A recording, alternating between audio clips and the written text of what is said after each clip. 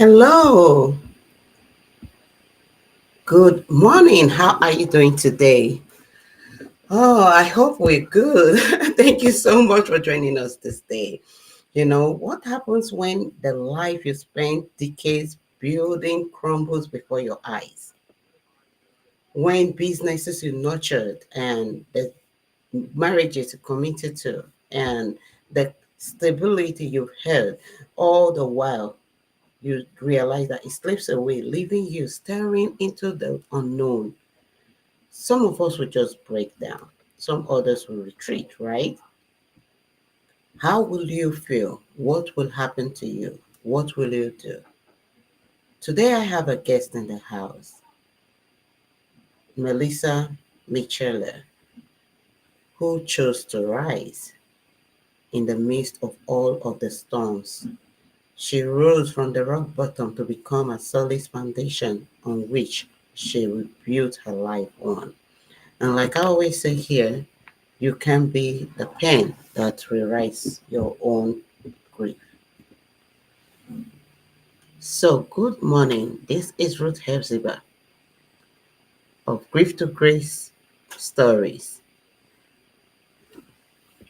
It's been a very wonderful time and season lately. It's been so good hosting you guys, hosting all of these people, hosting this podcast, and having a lot of persons come up and show up for it. And having you every day sit back. Like every Tuesday, I got a lot of people sitting, waiting for this season, for this time. Most times, close to 400 people, sometimes more than 400 people sitting back, waiting for this time. I truly appreciate you because if not for you, I won't be able to do what I'm doing today. So if not for you, I won't have the strength to keep pushing on. I will have the strength to keep moving forward.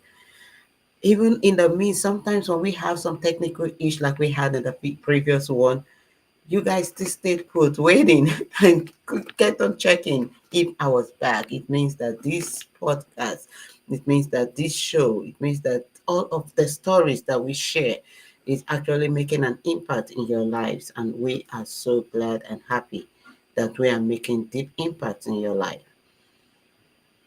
On this note, I just want to say thank you for joining us once again on Grief2Grace Stories.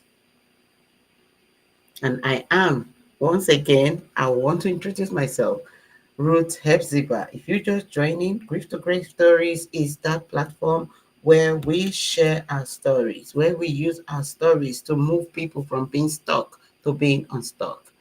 So, at what stage of your life are you? Are you stuck somewhere? Are you believing that you cannot rise at any point? Don't worry. I have a very beautiful guest in the house today. But before we talk about our guest, like I said, she went through all of it all. She went from the very rock bottom. She went from the top to the rock bottom.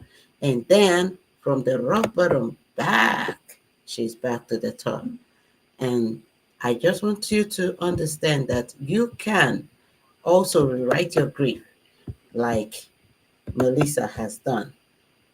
And you can do that using a pen that rewrites grief. A pen that rewrites grief is a 60-day healing guide. That book that you need in your journey that will be able to move you forward in your journey. Where are you? What is that trauma? What is that grief? What is that depression? What is that thing that is holding you back and you don't know how to navigate it? I have good news for you. I have someone in the house right now who will be able to help you, tell you how she was able to move from grief to grace in her life. So before we do all of that, I want you to stay put because I'll be bringing her up right now. And the next voice you'll be hearing with me is going to be the voice of Melissa. But while we do that, I want you to stay tuned.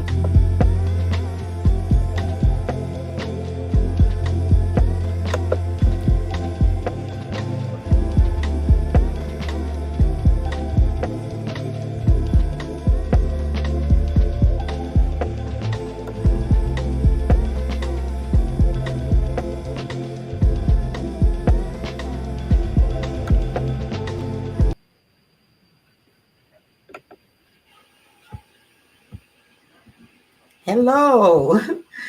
Good morning, everyone. Thank you. Like I said, I'm bringing forth my guest to the house, and she will be sharing her story of how she was able to navigate from the rock bottom to being who she is today, sharing her story all around the world and using it to heal other people. And you too can be that person that needs this story this point. So don't go away. Stay to the end because we usually give out gift items to those who stay to the end. And we have a lot of people who it can be from our t-shirts to our book, And this day I will be giving out my free book, a free book of one of my new books, and that is what I'll be giving out today. So don't leave until you stay to the end and get the three nuggets that we get from our podcast and also answer our questions from the podcast. Then we will give you our gift.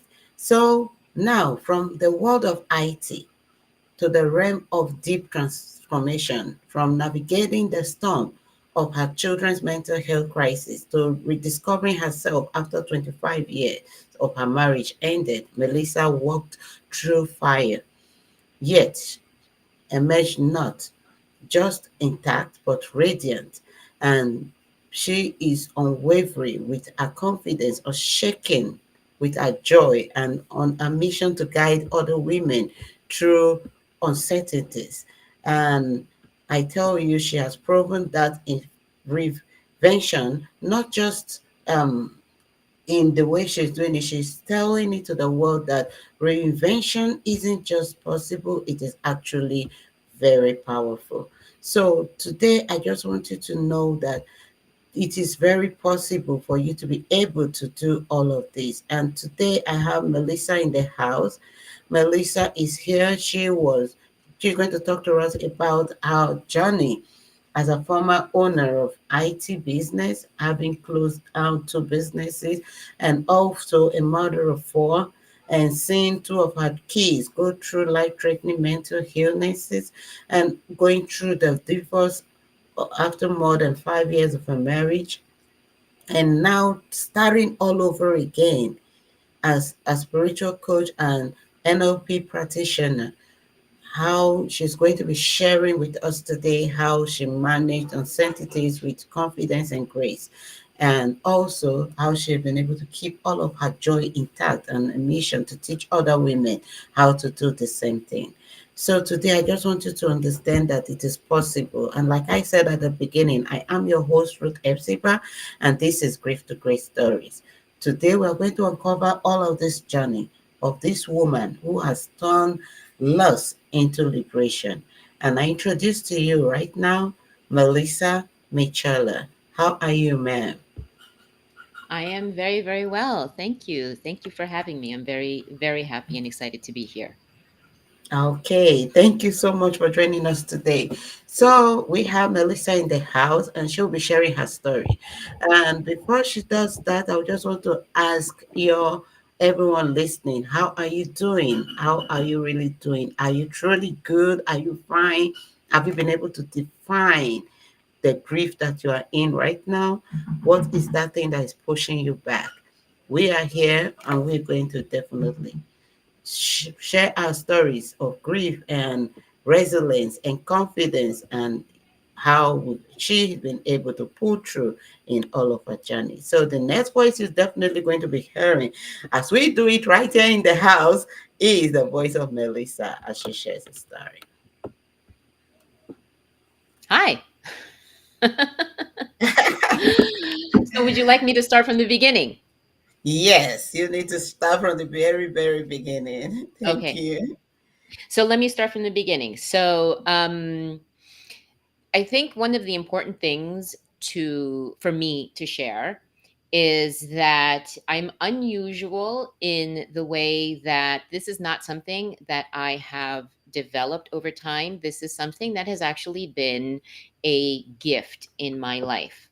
Um, for example, I often hear people say that they have come through their grief in life, or they have come through their challenges, oftentimes feeling like they are unworthy, feeling very insecure, not having a lot of, self-esteem. That has never really been my experience. That is not to say that I came from a very privileged background. I was born to people who were, my father was an immigrant, my mother was a child of immigrants. I was the first child, and often the first child is sort of, the testing grounds of how to raise a child. And so, just like I made mistakes with my oldest child, with my children, my parents made some mistakes with mine, with my upbringing. And so there was some abuse when I was growing up. There was physical, was love, but there was also physical abuse. In that time, I did not experience this feeling of unworthiness or anything like that. I felt this sort of feeling of, how could you do that to me? Do you not know who I am? Because even back then, I had this sort of like connection to what back then I called God, what today I call, source. I had a very strong spiritual connection. I had a very strong sense of spirituality going all the way back to my first memories.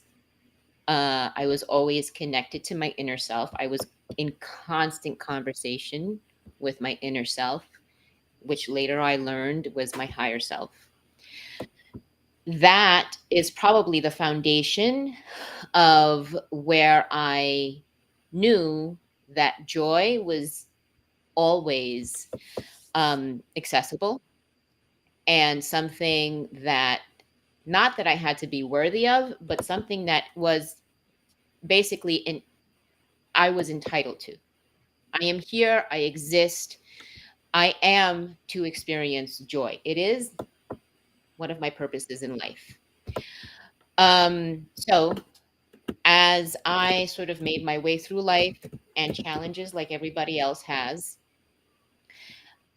no matter how difficult the challenge was, I knew that there was going to be a time where through that storm, I would get to the other side and there would be the sunshine. I mean, there was a time in my life where I couldn't pay the rent and I was literally hiding from the landlord. Stressful, stressful. But I knew that I was going to get to the other side because I knew that I was I had gifts, I had talents, I had motivation, I had determination, and it was just a matter of me finding that thing that was going to get me there. I knew, I mean, I just, and during that time, I knew that my father was going to take care of me, and my heavenly father. At that time, I was a little bit more religious than I am now. Now I am more spiritual. Um, Eventually, I got married. I had kids, and the most well, I got married. I had kids. Started a business, IT business. That's what I did. I was in IT all the way from the mid 90s. Um, and became so good at that we built a business on my skills on networking and small business IT administration. And we had a few kids. It was always, sort of like my plan. And we had 4 kids that we planned for, and life went on, right? And at one point, my second child started to show these signs of what I thought were anger management problems. And we took him to see therapists, and he was being treated for what we thought was anger management. And then finally, when he was about 15, 15, 16 years old, 15 years old, 16, he had made his first attempt on his life. And he had told me about it. And I sought help for him now that I had more and better information. But his school found out, and he was taken to the hospital, which was mandatory New York City's law. And that started a very difficult journey for us. That was where um, he was diagnosed as major depressive disorder, and now we had a name for it. Now we knew what it was, and like most things in life, if you can name it, you can tame it. So now we knew what it was, but that was just the beginning, because now we had to get the therapy right. We had to get the medication right. And in that time, he was still suffering more than I could ever understand. So I never had depression. I never suffered from depression. And now I had a child who I had to care for and get to the other side. And as a mother, as a parent, there is nothing more trauma, like there's nothing worse than you can go through than the possible loss of a child, other than possibly then the loss of a child. But going through that possible loss of a child is one of the most despair inducing experiences you will ever have, because it's not something, especially when it's a child who's going through suicidal ideations and suicidal attempts. There is very little that you can do to reach that child, no matter how much you try to. And I poured my soul into this child, but the depression had them believing that nothing was worth anything, that their life was not worth living, that joy was non existent in their life, that they truly were unworthy in every aspect, in every sense of the word. That was really the end result, that feeling of true unworthiness, which is, of course, since I've never even felt a little bit of that, I could not wrap my head around it. And so it was very, very difficult for me to help him. And I also had three other children who needed to be tended for and cared for, and also sort of led through this process. And that was probably one of my mistakes, was trying the way that I tried to help them through this was to guide them to having grace for their brother, who they were experiencing as this person who was having these angry outbursts and was destroying things in the house and was mean to them, and or indifferent, and was not the brother that they grew up with.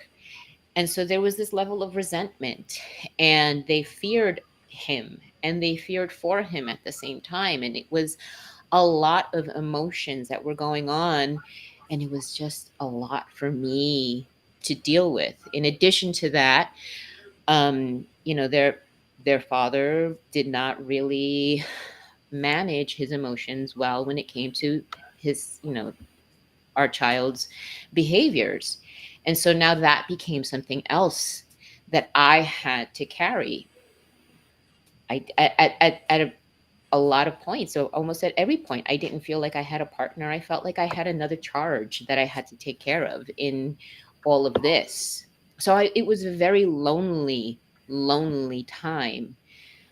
And yet, through all this, I still knew that there was going to be another side to this. And here's the probably most difficult part. Because I knew that I had to take not just my son, but my entire family, get them side. And I didn't know what the side was going to look like. I didn't know what my family was going to look like on the other side, because there was no predicting. By all told, my son made 6 attempts on his life, all in my house. I didn't know if he was going to, well, no, actually, one was outside the house. I didn't know if he was ever going to be successful. And in order for me to be able to guide my family, I had to go mentally and spiritually to a place where perhaps he was successful. And I had to emotionally get there and experience that so that I could take the fear and take the terror out of it. And so that if we got there, I already knew the terrain and can guide my family. And it did that. It took all that out of it. It took the power away from it, took the fear out of it. Because in the end, yes, we would absolutely be a different family. It would absolutely be devastating. But at some point, we would and could still have an appetite for joy, and it would be okay. And so I did a lot of, guiding my son. It was a very long journey. And in the end, my son did his part, he did his work. And we got the medication right, he got the therapy right. And all that I was pouring into him, he was absorbing. And he did come out the other end. And now he is a paleontologist, has his master's from Bristol University, and is waiting for a PhD placement. And he's 22 years old, and he still has his challenges in life. Sometimes he has some really rough days, and sometimes ideations still come up, but he still knows that there are storms that lead to rainbows. He understands the darkness before the dawn. He looks for silver linings, and he also knows very well that joy is accessible,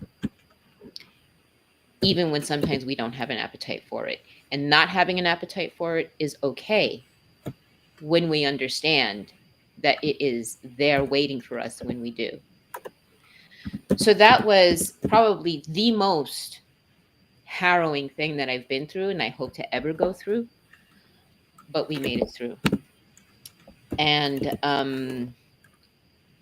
yeah, so then shortly, well, not shortly, but a few years after that, so we closed down the business because during that time, during that heavy time, um, it was never a question of my son or the business. And they both required a lot of attention, and especially my son required an immense amount of attention. And, we sort of had to put a lot of the business on the back burner, and that had an effect. So after a while, shortly after we got my son more or less settled, we closed the business down. And it had been 17 years that we had that business, and it was time. It was time for a lot of reasons, and that was just sort of like the cherry on top. So we closed that business and we started doing digital marketing. Once again, was based on my skills because I had been doing the marketing for the IT business since its inception, and I had trained and I had learned, and I started doing digital marketing. And in the 5 years that I was doing digital marketing, and quite honestly, not having a great deal of success, mostly because it was not something that really fired me up. It was something that I could do. It was something that I thought it was interesting, but doing it for other people was not exactly what lit me up. Um, and 5 years afterwards, we decided that our marriage was not something that we wanted to continue. And we had been having problems throughout the marriage, seen countless numbers of therapists. And after a while, I decided I did not want to have a marriage of three people, me, my husband, and the therapist. It was obviously not going to work out in that way. And you mentioned it. Yeah, it's that level of uncertainty. Because when you are married, especially me, I come from, my parents have, they celebrated their 50-year anniversary last year. They're on 51 years this year. Um, Actually, this year, no, this year they make 52 years. So I come from an intact household. I don't know anything about divorce. I'm not acquainted with divorce in any way whatsoever. But my kid's father, he does come from divorce. He's obviously a lot more comfortable with it than I am. And so this sort of loss of what your perceived future of, well, the kids will go, they'll get married, they'll have grandkids, and then the grandkids will come and visit us in our house. And this these pictures that you have suddenly no longer exist. And it's not the future that you envisioned is no longer going to be a possibility. And I think for many people, that can be very jarring. That can be destabilizing. And of course, it is. So when the divorce first was agreed upon, I did have a period where I didn't know how I was going to stand. I didn't know what was going to happen. And I did mourn for a day and a half, honestly. Um, but then I moved on to curiosity. And I think that's one of the keys to moving forward in your life in any aspect. Whether it's, you lost your job and now your career has to change, or you know, or your marriage ends, or any kind of significant change in your life, whether all your kids have left the house and now you don't have that same sort of position in or role in their lives anymore. I'm leading now with a sense of curiosity. So that business that we had with digital marketing, that was something that we had together, and I've stopped doing that, not only because it wasn't something that lit me up, but it was something that was part of the marriage, and since I'm leaving the marriage, there's no reason for me to continue in that business. um, and now I'm doing something that I have been curious about ever since my son went through what he went through. And my first seed of curiosity about this was when, in a family support group, I saw the face of a mother. It was on our last day there, and her son was in the same shape that mine was at that time, or when he started that program, where it was just clouded in black and deep depression. And I could tell that she was just like, this is not my child. And I don't know if he's going to survive this. And she just wanted someone to tell her it was going to be okay. And the therapists were not going to do that because they couldn't guarantee that. But what I could tell her was, because I have been to the other side, because I made that choice to put myself in that place where I may not have had my son in the end, I could tell her it was going to be okay. And so in my departing speech, I thanked the program manager, I applauded the program, and I looked at her and they said, everything's going to be okay. And she just melted. You could see all that tension just melt away from her. And she thanked me. And I said, I don't know how, but I want to help women. I want to help women who are struggling with some sort of uncertainty to know that they are strong enough to get through it, to access joy, and that everything will always, always be okay. And that's the tenet that I've raised my kids on. Everything will always be okay. So, with the end of this marriage, I always, again, know that everything will always be okay. And then the how is just going to be because I'm going to be leading with curiosity. Curiosity of, okay, well, who am I going to be now? Because I wasn't the person I was 25 years ago. And 25 years ago, I wasn't the person I was 10 years prior to that. And in those 25 years, I was a number of different people, because you evolve, you change, you learn, you grow. And now my growth is going to be significantly different because I am not tethered to somebody. I am not tied to somebody. I can make all the choices, explore all the things, and just really be free to see what the world has to offer me and what I have to offer the world. And so this curiosity drives me forward. This curiosity gives me a zest for life. This curiosity has me looking forward to what are these next gifts? What are these next adventures? What are these next things I get to do, people I get to meet, places I get to go, adventures I get to have? And so I'm looking forward to that. And all of this is filled with joy. And not all joys are about singing and dancing and jumping. Some joys are just quiet satisfactions. Some joys are just peaceful knowings. And those are great joys too. Every time I learn something new, every time I get to apply something new that I've learned, or every time I get to help somebody move past a block that they have, or move past a an anger or a belief that is stopping them, that's a joy for me. Also, food is a joy for me. Sometimes I do dance for joy, for food. So,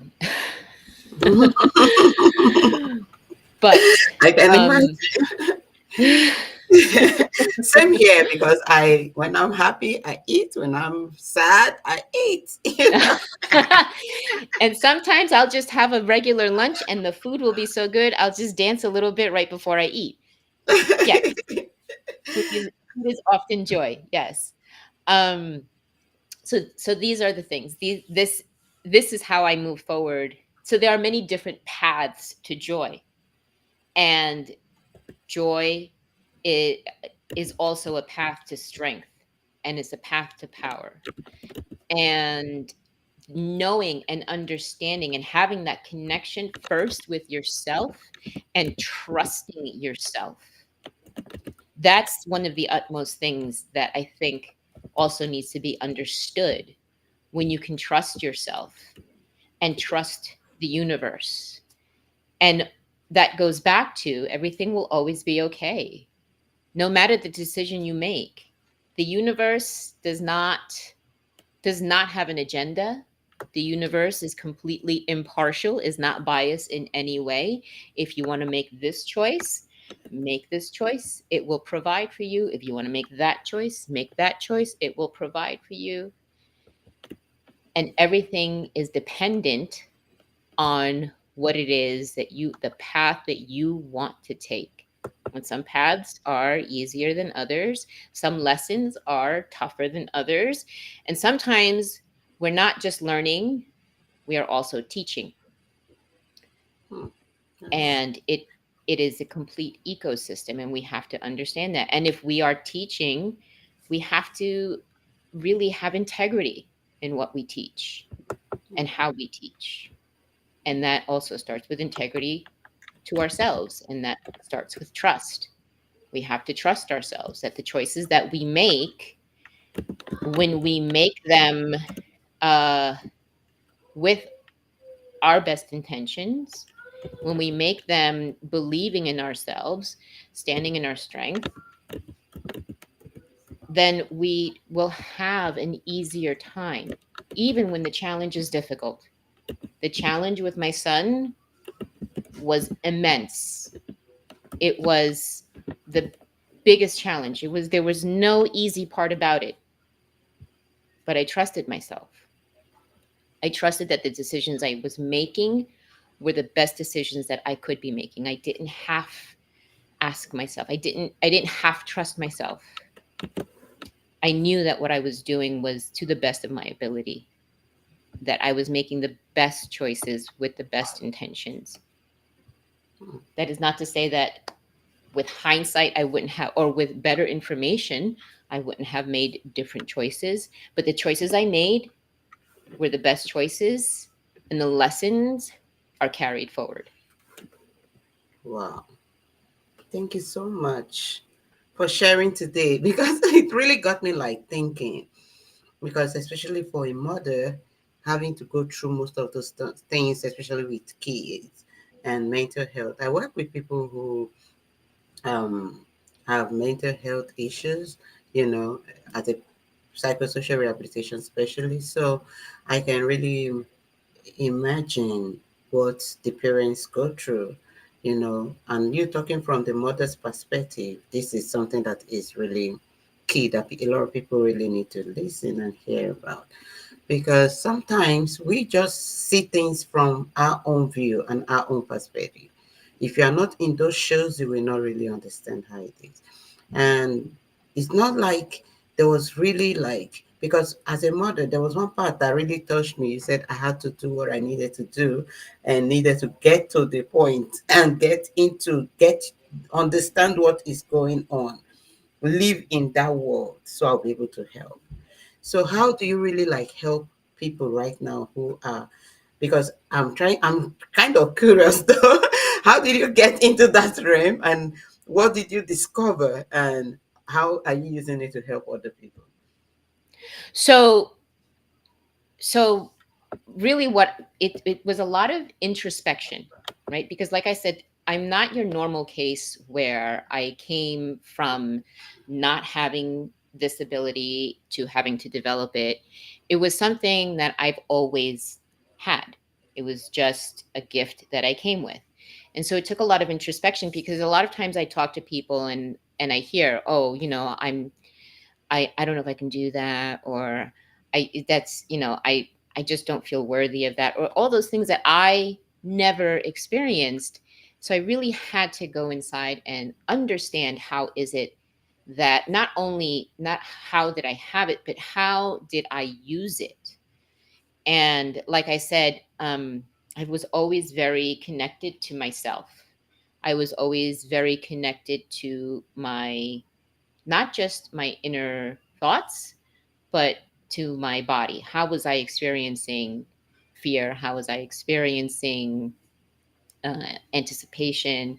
All these things, and I'm very connected to my body. So when I feel some, as a matter of fact, to the point where I'm the type of person where I just, if I have a headache, I don't want an aspirin, because I want to hear what my body has to say. I want to hear where the pain is. I want to feel, because all these symptoms are my body trying to give me a message, and I don't want to cover the message. I don't want to avoid the message. I need to hear what it is so I can understand and help it. And so a lot of my own physical healing comes from that sort of communication with my body.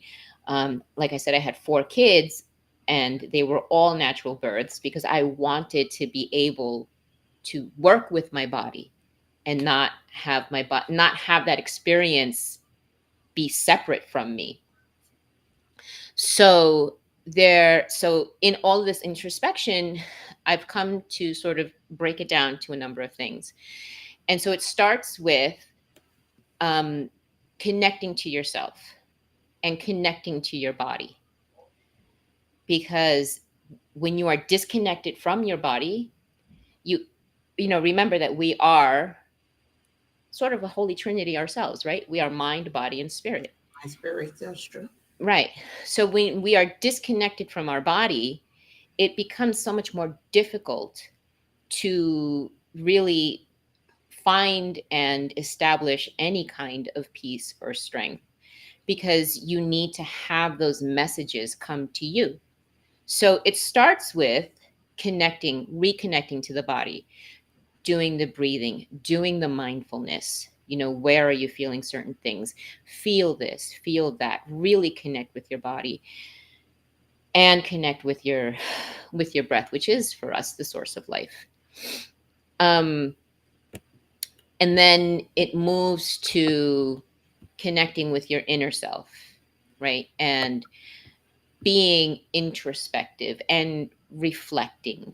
And whether for you that might be journaling, there's in the program that I have, there is a lot of journaling, because when I was going through, as a teenager, when I was going through a lot of my most difficult times, I was going through a level of abuse that was, I couldn't do anything about, because you're helpless as a child. You can't go anywhere. Um, and so a lot of journaling. That took a lot of journaling. And a Yeah. lot of that helped me to sort of get these emotions and these thoughts from that sort of spiritual place to a physical place, so that I can connect the two and have a greater understanding and a path forward. So there's that connection with, now we're connecting the mind and the spirit. Um, and then through that, then sort of connecting from our mind, connecting to our higher self. And that takes a lot of, again, reflection and meditation and listening. Stillness is a little difficult for people, but it's important. You want to be still so that you can hear what your spirit is telling you, so that you can listen to your higher self. And there is a communication, but you have to be able to listen to it and hear it. And through that, and through different exercises, to really finding and being comfortable with your own strength and trusting yourself. And the trusting in yourself comes from listening to your intuition and being comfortable with it more and more. So it's this sort of process of really reconnecting your mind, body, and spirit. Wow. Oh, that's awesome. Because I know a lot of persons are really like learning right now, really like understanding. Because when it comes to mental health, you can really not take away the body, your mind, and your spirit out of it. If you want to really like get connected and get healed, you must be able to learn as much as you can mindfulness. Yeah. You must be able to learn how to connect with your body, how to use the interventions and the things you see around you to heal more than just the medications, that they keep giving to you. I'm not saying medications are bad, but what I'm saying is sometimes it's good we learn, we do these things on our own and get used to it, get used to, like especially like when I'm speaking with people who like have speaking voices, talk, I tell them you need to learn how to communicate with that voice. You need to learn how to use the voice to your Mm-hmm. advantage. You need to learn how to ignore at some point. You need to learn how to be able to live with it, because it's something that has come. It's like your best friend. You should begin to see it in a positive Mm-hmm. light, that, oh yes, you see this, I'm hearing voices, but that's like my best friend. I'm different.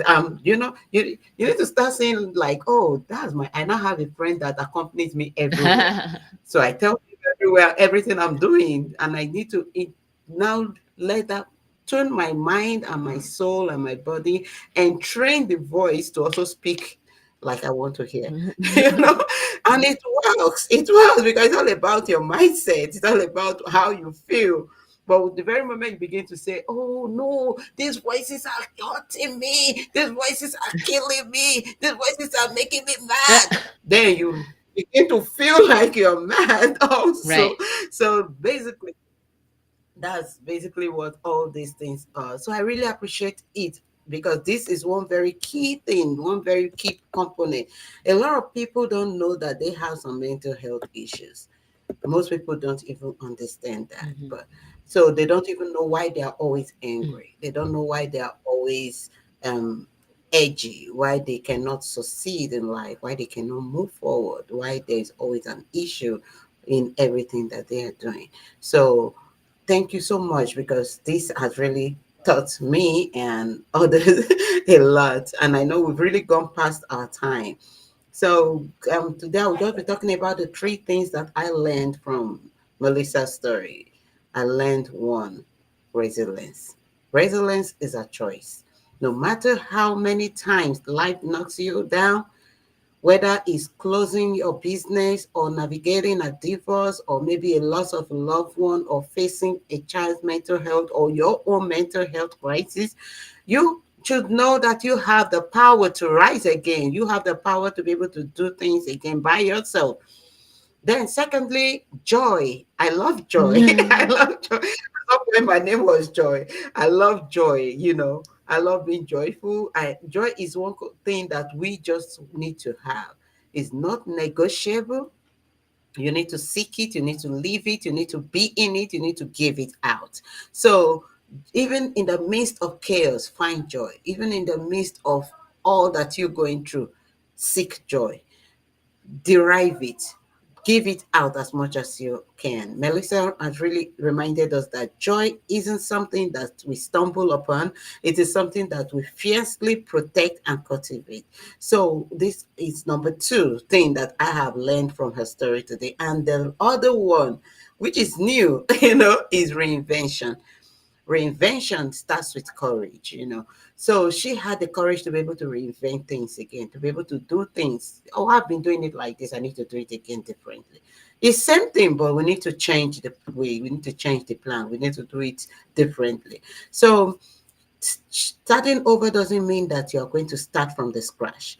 Starting over doesn't mean that you're going to forget what happened in the past, but it means that you're taking all your experiences, your wisdom, your strength, your building, and you're now trying to build up a new thing, something new in your own terms and your own new normal, in your own new circumstance. That is what I mean by reinvention. Reinventing those old things and doing them again in a new way that suits you so that you're not stuck, but you're able to push past where you are.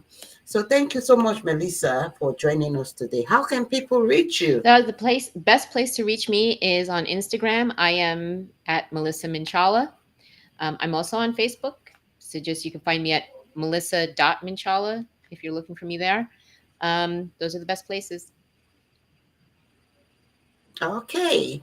So thank you, Melissa, for coming. But before we leave, I want us to talk about the quotes because we always have a quote and a Bible verse and a call to action. So we have our quote for today, and that quote is coming from the book of Proverbs, chapter 31, verse 25. It says, "She is clothed with strength and dignity. She can laugh at the days come." We are using this quote because this is our Women's Month and we're celebrating women. We're celebrating Melissa. We're celebrating everyone. In this week, we have women in our show, and God clothed her with all of the strength and dignity. And same with you. So you can laugh at the days that are to come. You can laugh and keep laughing. You can find joy all the days of your life. Then the next one is the Bible verse, which is from Deuteronomy chapter 31, verse 6. And it said, "Be strong and courageous. Do not be afraid or terrified because of them." I don't know what that them is in your life, but don't be terrified. Don't be terrified, for the Lord your God goes before you, and he goes with you. He will never leave you nor forsake you. Amen. So, closing today, we are taking our call to action. And our call to action today is that you have heard Melissa's story, you have heard her testament. Even in the midst of uncertainties, she could walk with confidence and grace. So, if her journey really inspired you today, I encourage you to take that first brave step in your life, whether it's seeking support, embracing joy, daring to start over again. Melissa's story is a powerful reminder that even when life unravels, we have the strength to rewrite it, our narratives with joy, with grace, with courage, and all of the unshakable joys around us. So if you found this podcast and these stories and all that we shared today very interesting, then you need to get our book. Our book, I invite you to dive deeper into these themes with my book, which is Love Again, and also A Pen That Rewrites Grief. Love Again is that heartfelt guide that can help you find life again, help you find back your life, go back and start all over again.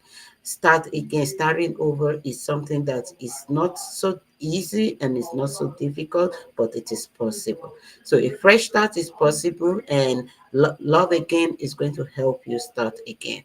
And A Pen That Rewrites Grief has a lot of interventions in them that can help you rewrite your grief from where you are. So whether you're navigating any part of your life, then you can get it from our website on grief2graceinternational.org/books, and you will be able to get all of our books. You'll be able to check out our podcast. You'll be able to check out all that we do, how you can help the grieving and the children and all the things that we do right here. So I just want to say thank you so much for joining us here at Grief2Grace Stories today. And if this episode touched your life and touched you so much, I want you to share it with somebody who needs to hear it. You need to hear that life is beyond grief, who needs to hear that grace is waiting for them at the other side. So next time when we meet again, I remain Ruth Hephzibah, and this is Grief2Grace Story. Remember that your story is never over. It isn't over, it is just being rewritten. So if you want to connect with Melissa, then follow her on the platforms that she shared with us on our social media platforms, and also check the link below and you will find how you can reach out to us. So don't forget that if you love this episode, you'll need to share. Click on the share button.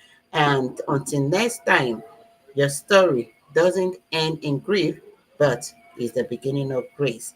Thank you so much for joining us today. Have a very beautiful day.